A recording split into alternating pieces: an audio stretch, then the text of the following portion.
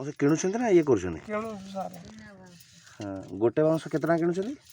ଗୋଟେ ବାଉଁଶ ପଡ଼ୁଛି ପାହାଡ଼ିଆ ବାଉଁଶଟା 50 ଟଙ୍କା ଲେଖା। ତା ଦେହରେ କେତେଟା କୁଲା ହେବ? 50 ଟଙ୍କାରେ କୁଲା ହେବ ଜାଣି 4ଟା କୁଲା ହେବ। 4ଟା ମାନେ 500 ଟଙ୍କା ବିକ୍ରି ହେବ ଆଉ 600 ଟଙ୍କା ହେବ ଗୋଟେ ଦିନ ପରିଶ୍ରମ। ହଁ।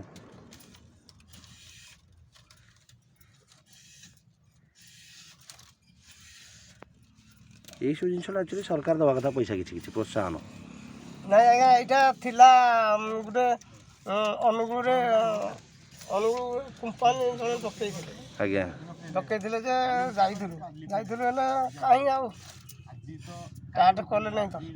ହଁ ସେ ସବୁ କେତେ ଭଲ ଜିନିଷ ଗୁଡ଼ାକ ଏଇସବୁ ଜିନିଷ ବୁଡ଼ି ଯାଉଛି ନା ଧୀରେ ଧୀରେ ଆମର ଆଉ ଆମ ସଂସ୍କୃତି ପରମ୍ପରା ଗୋଟେ ଜୀବିକା ଗୋଟେ ବ୍ୟବସାୟ କୂଳ ବ୍ୟବସାୟ ଥିଲା ଇଏ। ଆଜ୍ଞା ସତ କଥା। ଆଉ ଏଇଟା ତ ଆମେ ଆପଣଙ୍କ ପରେ ଆପଣ ଏଇ କଳା କିଏ ଶିଖିବେ ଆପଣଙ୍କ ପରିବାରରେ?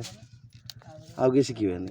ଆଜିକାଲି ଦୁନିଆରେ ହେଉଛି କ'ଣ ବାପା କଳା କେଉଁ ପୁଅ ଶିଖୁଛି ଆଜିକାଲି? ନାଇଁ ଛୁଏ ତ କେହି ନାହିଁ ଆଉ କେହି ଆଜ୍ଞା ଛୁଏ ନାହିଁ।